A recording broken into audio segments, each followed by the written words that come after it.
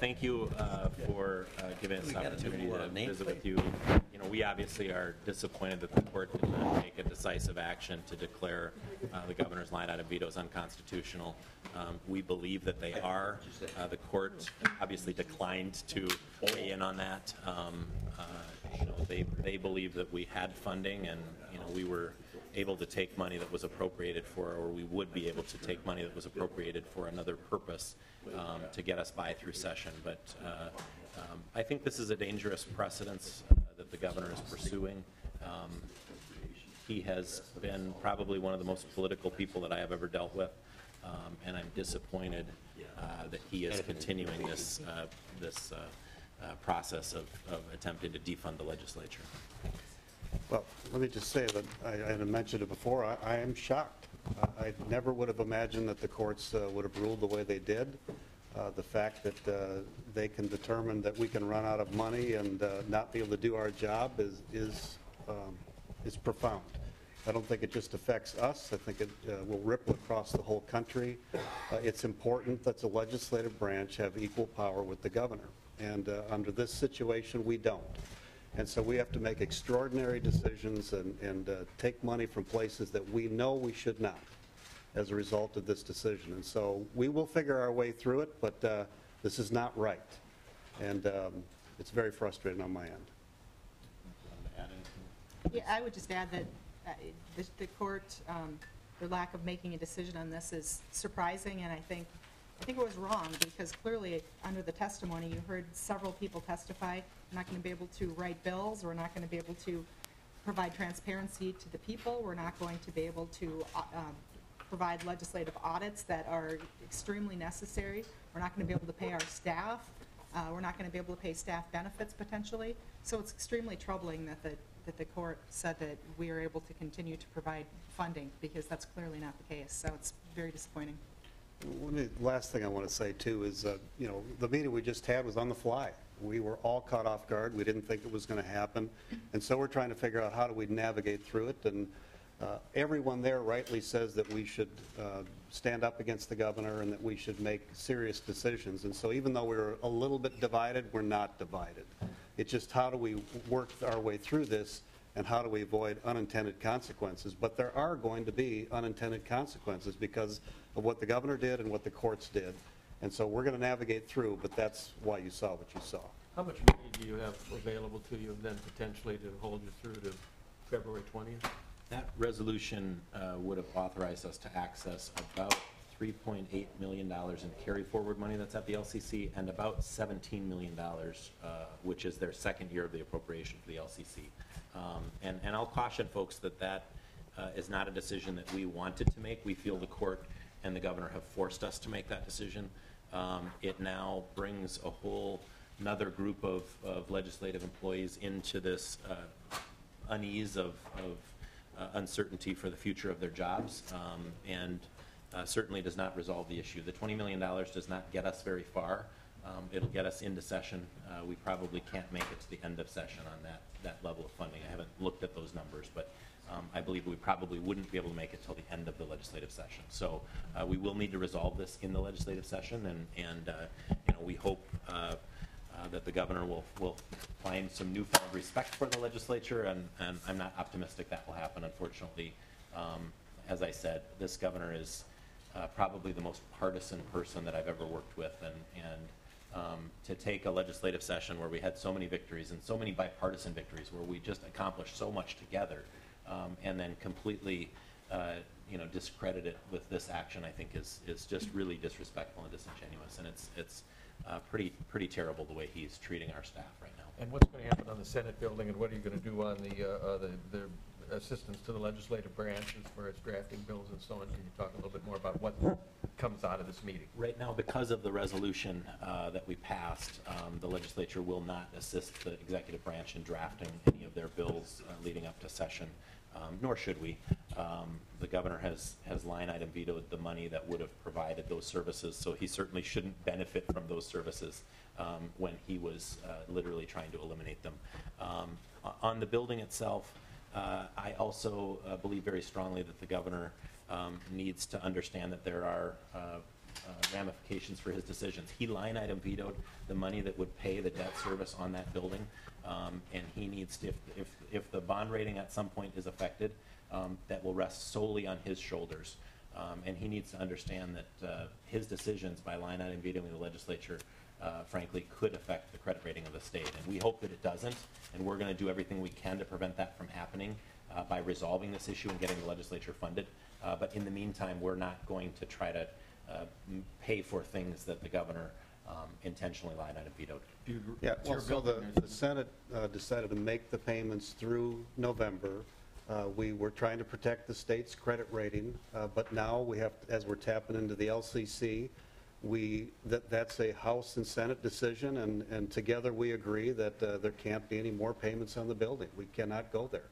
And so at this point, the MMB can make the payment in December, and beyond that, we're going to have to find a way to have an agreement about the funding for the House and Senate before another building payment's going to be made. Will there be any appetite to meet with the governor, as was suggested by Senator Bach, prior to session? And is there any chance that this impasse can be resolved before session? Well, we certainly are happy. I don't want to speak for the senator, but I believe we're certainly happy to meet with the governor. We have indicated all along that we would, at any time and any place, meet with the governor to resolve this issue.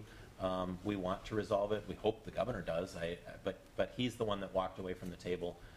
He's the one that was kind of refusing to meet with us. So, and frankly, I'm going to need to see some goodwill on the governor's part.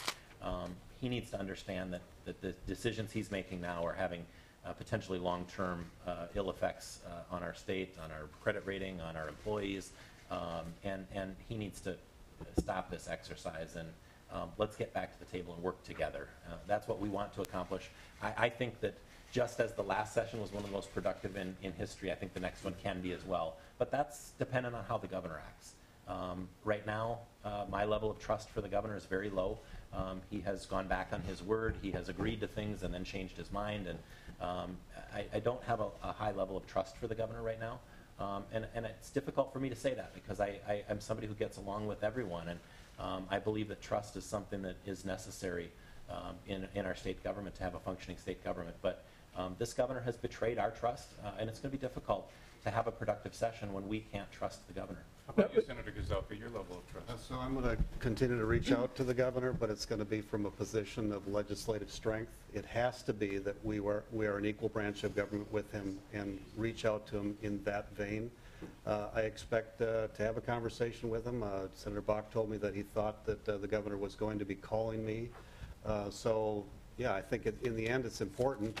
This is a fiasco for Minnesota. On our part, we'll do the best we can. The governor's going to have to meet us halfway. Any regret in filing the lawsuit? Because it seems like we're right back to where things were before you filed. No regrets. That was the right thing to do. If you don't stand up for the legislative branch and the power that we've been given, and both you saw Democrats and Republicans united about that, then we back down, and governor and all future governors have more power than they've ever had before. How is the very I think it's large bill? important to, I don't regret it in any way, shape, or form. I think we need to take every action necessary to ensure that people's voice here at the Capitol, their constitutional right to that voice here at the Capitol is protected, and we're going to continue to do that. I think it's also important to note the court did not decide against us. They just declined to make a decision. They feel that we've got enough money to get through session. We have found a way to do that based on their order. We didn't want to do that. We think it's damaging and it's harmful. That money was appropriated for other things. We don't like that. But based on their order and the governor's action, we took that action to get through session because we need to protect the legislative branch. And I think we're going to stand strong together as Republicans and Democrats in the legislature to do everything we can to protect the legislative branch and people's voice here at the Capitol. And what's your message to Minnesotans who may be a little confused as to what's going on with emergency funding in the Capitol? Well, I'm going to say I'm very sorry for our governor's actions. I think that our governor is embarrassing Minnesota right now, and I wish that he would change course. This attempt to eliminate the legislature and defund the legislature because he didn't get his way, when really he did get his way and then changed his mind. I mean, it's very frustrating for us to work with him. But my message to Minnesotans is I'm sorry. I'm sorry that our governor is embarrassing our state right now, and I hope that we can quickly resolve this. It's going to cost a significant amount of money once you get the bills for these legal bills, as well as the bill that'll probably be coming for any sexual harassment investigations. How does that fit into your financial situation? Well, so it's already cost millions of dollars in legal fees between the governor, the House, and Senate, and that's unfortunate. We didn't think that we needed to go there, but that was the course that we were on. And as far as sexual harassment, even that, with us not being able to be in session, if there are allegations that are true violations that we have to address, we have to do that at the end through meeting as a Senate.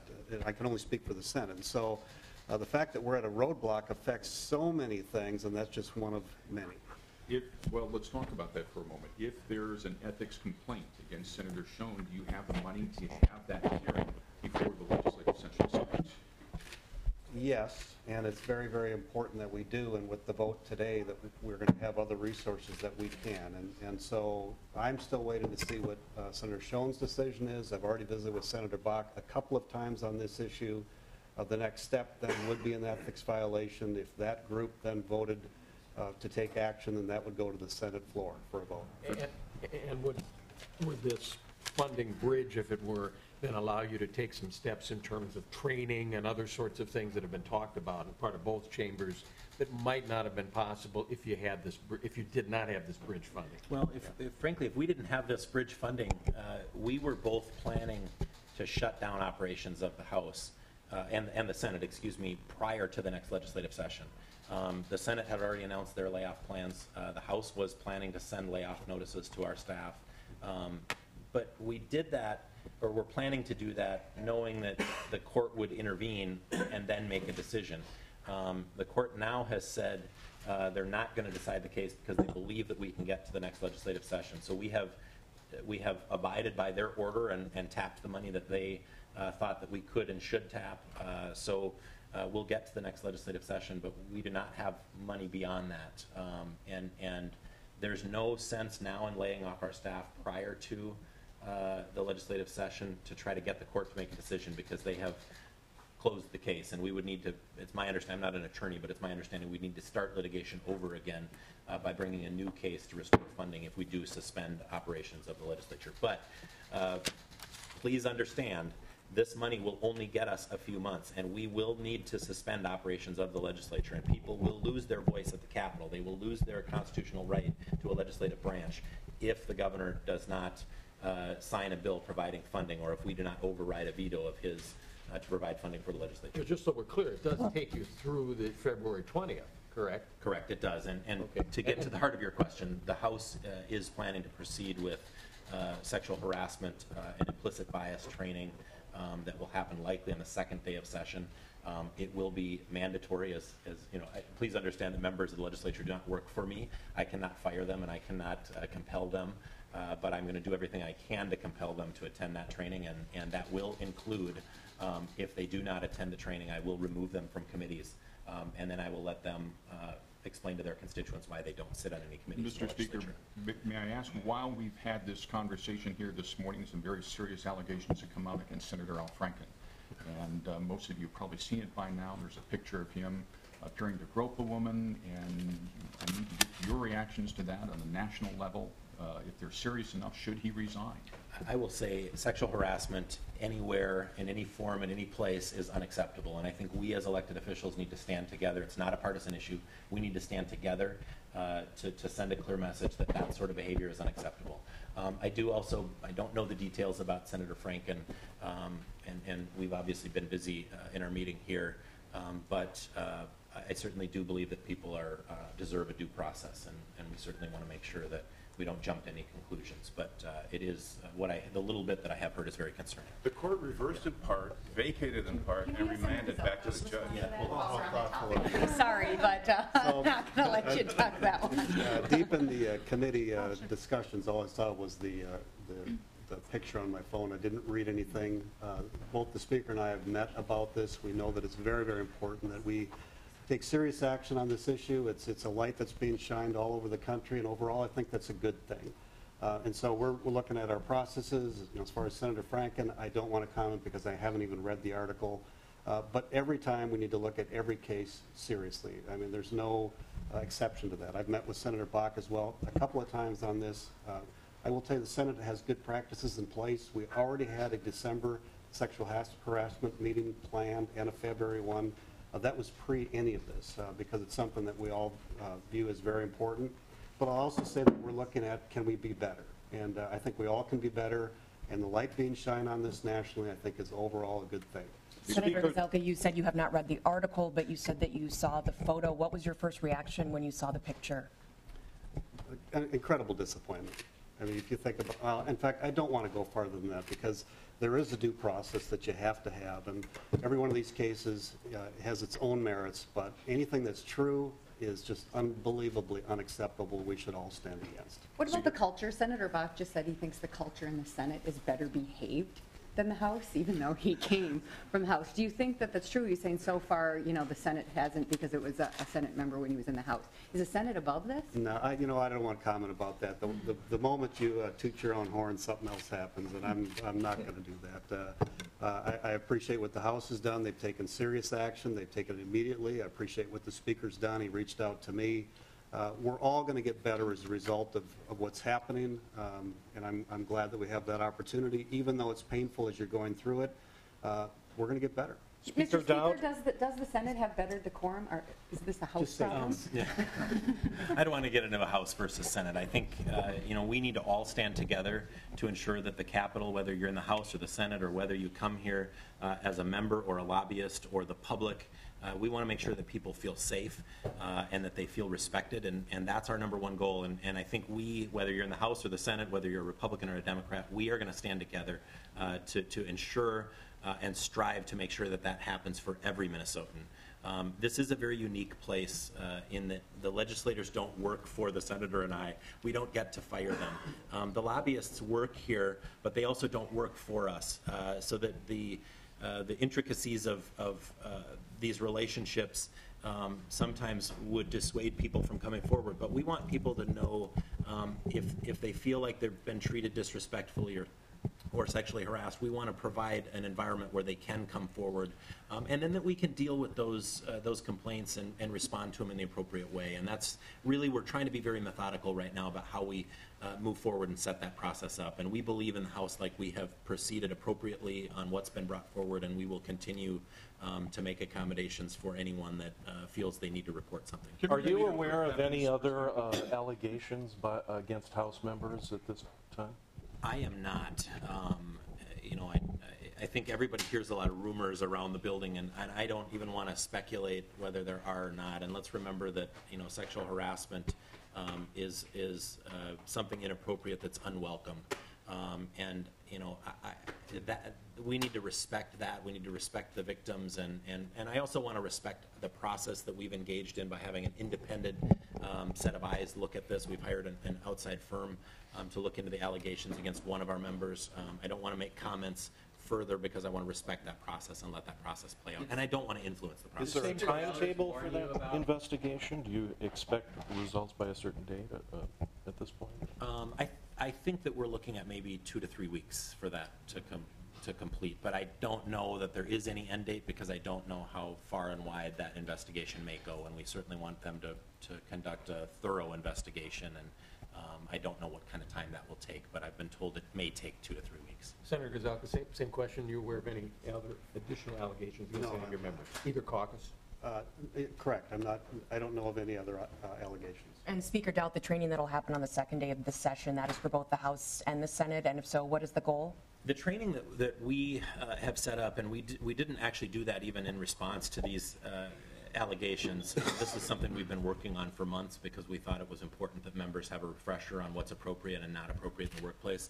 That will be the House only. However, we're willing to expand that if the Senate's interested in participating in that. But I think they may have their own process for that sort of training. But as I said, I take that very seriously, and I did when I had the discussion with Representative Portman at the end of session about the general climate and making sure we both shared the goal that we want people to feel safe and respected. So we're going to proceed with this training, and I'm going to do everything I can within my power to compel members to be there. So we're calling it mandatory, and my hope is that every member chooses to participate. And there will be serious ramifications if members don't participate. As we bring this back to the legislative funding again, I assume one of the first bills you'll bring forward for state session is restoring of the funding of the legislature. Are you going to have going to pass clean bills, or will there be other potential provisions in that bill other than just funding for the legislature? Speaking for the House, I think our intent is to pass a bill funding the legislature that looks exactly like it did when we sent it the last time, and that would match what the governor had in his proposed budget, the level of funding for the legislature. The only caveat is we may add language that would just simply reinstate any money we've taken from the reserves of the LCC, just to make sure that everybody's whole. But so no other provisions, because the bill that he vetoed was a lot larger bill. I mean, it was an omnibus. He line item vetoed out of a larger omnibus. He signed everything else in that bill, so there's nothing else that I believe was line itemed out of that bill. So the only portion that we would be sending to him would be the funding of the legislature. And Senator? Well, it has to be the first bill. I mean, we're going to run out of money very shortly after that. It has to have agreement from the House and Senate and Republicans and Democrats, because in the end, if the governor vetoes it, we have to override it. So it'll certainly be focused on the legislative funding. You know, how we're going to cover the lawyer fees. I mean, there's a number of things that I'm open to, but I'm also open to just passing the exact same bill, but we'll all be in agreement when it goes forward to the governor. Clear up for me what any unrelated provisions, No, though. it wouldn't be related to something totally different, no. Clear up what's going to happen between now and whenever that bill becomes law. Are you going to be able to get in LA? Are you going to hire people? Are you going to have cutbacks? I think I heard that you won't be able to write bills between now and then. Tell me what we're going to see. We haven't made those decisions in the House. We have a policy in place right now where we have a hiring freeze that's on, so we're not filling positions as they open. We also are not paying per diems and mileage to our members, so we've got some restrictions in place. My assumption is those restrictions probably will continue, but we haven't made decisions on that based on what happened here today yet. Getting back to my question. Well, can you answer that? I'll tell you, I thought we were going to win. So in the end, we didn't have plans to figure out what we're going to do now. And so we don't, beyond that, I don't want to say. I don't know yet.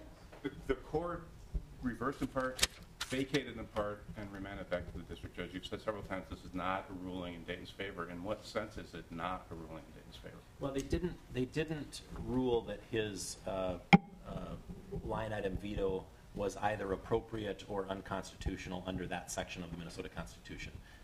They believe that we have enough money to get back into session, which we have taken their order and exercised. So during session, they believe that we can work this out. They did, however, say if the circumstances change, they will potentially have to step in and make a ruling on that question, whether or not the governor's line item veto is constitutional. And that's the question they did not answer. And it states very clearly that they chose not to make a decision on whether or not his line item veto is constitutional. They did not act on that. Did Speaker Zellers warn you about Representative Cornish's behavior? He did not. He did not. Does that surprise you in retrospect? You know, I think that he, just judging from his comments, I think he was reacting to rumors that he had heard and not to a specific complaint that he had received. To my knowledge, there haven't been official complaints brought forward through our HR policy, through our sexual harassment policy on Representative Cornish, and there haven't been on any member since I've been a member, not member of legislature, at least as long as I've been leader. You know, Speaker Zellers did not warn me, but I didn't know anything about the action he took at that time. I was actually on the leadership board at that time, and I don't remember that he ever took that action or discussed that with the leadership at the time. I wonder if any of you could answer this. Senator Franken came out today with a statement saying that he doesn't recall the incident of groping and inappropriately kissing. And as for the photo that's been released, he says that it was meant to be a joke, that it wasn't, and that he shouldn't have done it. This is a statement that came out within the past hour and a half. Can I get reaction to what you make of that? Sure. You know, I find it pretty troubling. The photo is pretty troubling when you see it, and you know, I think to say that sexual harassment is a joke, I think trivializes what is a crime and trivializes victims, and I find that deeply troubling. I think that that's part of the problem. We can't call sexual harassment a joke.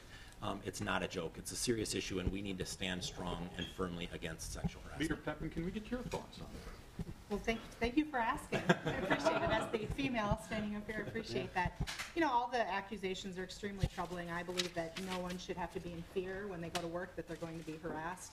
And, but I also believe everybody deserves due process.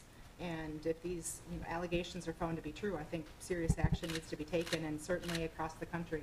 I think this issue has come to light, and I think we have to wake up as a country and make serious changes to our culture, not only here, but through many other legislatures, Washington, D.C., Hollywood, it's all over the place. And as Speaker Daudt said, these allegations are no joke. A picture of somebody, that picture is no joke. It's never funny when somebody touches you and it's an unwanted, or it says something to you that it's unwanted. People shouldn't have to deal with that, and so it'll be an interesting process going forward, but everybody has to, I'm looking forward to the fact that we're doing the training. I think it's an important reminder for everyone. We do it for staff as well, and I hope people wake up and realize that this is a problem, and they need to make sure they behave in a professional place, and I would hope that would be the case not only in the legislature, but in workplaces across the country.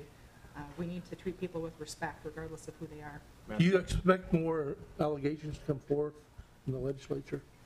Well, I haven't heard anything, of course you always hear rumors, but I haven't heard any other, like the Speaker and Senator Gazelka, I haven't heard of any other reports. We do have a process in place, and we'll deal with anything that comes out, but clearly I think it's a discussion of the culture of the workplace, just in general, that needs to be addressed nationwide, not just here. Do you know, have you ever experienced in your mind harassment here at the legislature, either in your position as a leader or as a lawmaker? I don't feel like I've personally experienced it as a lawmaker. Certainly I've heard things people say that are off color, or that I kind of raise my eyebrow to, but I haven't personally experienced what I would consider harassment. Is the new investigation limited to the known allegations against Representative Cornish, or could other allegations be investigated if they come to light, or is the investigator open to other allegations? My understanding is that it's this is specifically about Representative Cornish. The Speaker can... Yeah, that's correct. This particular contract is specifically related to that one complaint. However, if we have other people that come forward on that issue, likely they would get referred. I don't want to speak for our HR department, but likely they would get referred to that particular contract. But we're going to take any accusation that comes forward seriously and treat everyone with the respect that they deserve as we try to find resolution to any issues that have happened. DFL leaders called almost immediately for the senator's resignation. You've clearly taken steps, but that was not one of them. Why? Did the Senate overreact? I didn't. I said very clearly that I had not had specific examples of sexual harassment reported to me. I also didn't call for Senator Schoen's resignation myself. Maybe nobody noticed that, but I didn't feel like it was my place. I feel like there is a process in place to resolve whether or not these things are right, or whether policies or laws were violated, and I think we all have an obligation to respond to that appropriately, and we will, and I trust they will. My guess is that the Senate potentially knew about this. It sounds like leaders in the House, DFL, knew about the accusations against Schoen when he was in the House. I did not know about that, and I found that pretty troubling. We have an HR policy in the House that requires supervisors to report sexual harassment directly to HR, and apparently that did not happen, which will cause us to have a review of our policies to make sure that anyone who's in a supervisory position in the House understands how they should respond if they receive a complaint. So my guess is they were quick to call for his resignation because they knew all about this. They had dealt with it in the past, and they were comfortable making that determination based on what they had learned in previous years. That, to me, is troubling. One more? We gotta get moving. Okay, thanks. Thank you. Thank you. Thank you.